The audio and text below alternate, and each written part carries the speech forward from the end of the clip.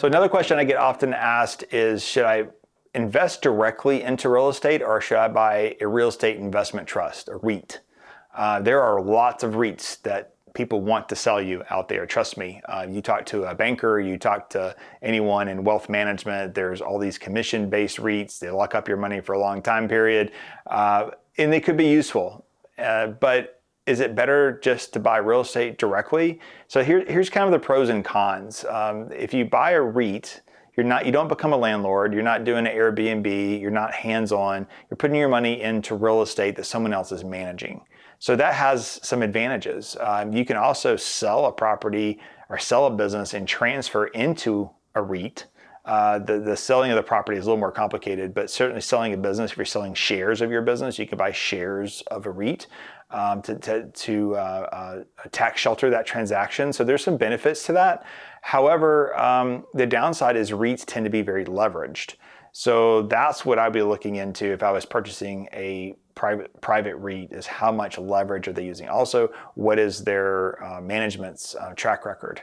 There's a lot of people starting up buying very boutique type REITs, but honestly, they don't have a whole long of a track record, and their properties are all in one central location. So if a natural disaster happens, it all happens to all their properties. Where if you have a national REIT, you have real estate spread out across the country, in some cases the world, which helps mitigate that risk.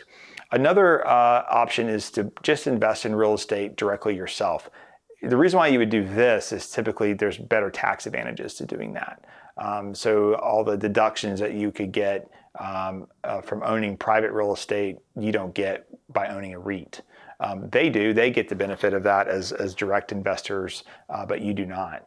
So if you invest in your own property, it is a concentrated position typically, right? You might have just a few properties. If the area does well, then you're going to do well. If it does poorly, then obviously you could do poorly.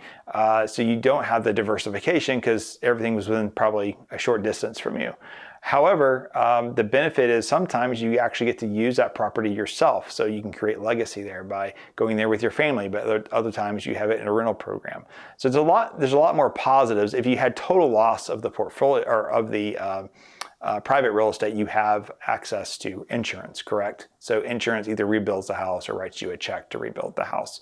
So you can mitigate your risk in individual real estate. You can also do a better job maybe of really maintaining your margins there because you're in control of that.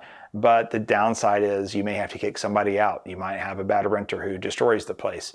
There's lots of negatives also that go with it. So in the end, you have to decide, what is your risk? Do you want more of your destiny is in your hands with individual?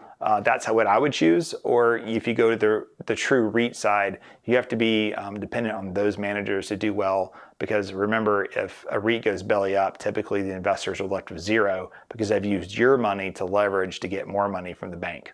So a couple of things just to think about as you make that decision. Thanks for watching.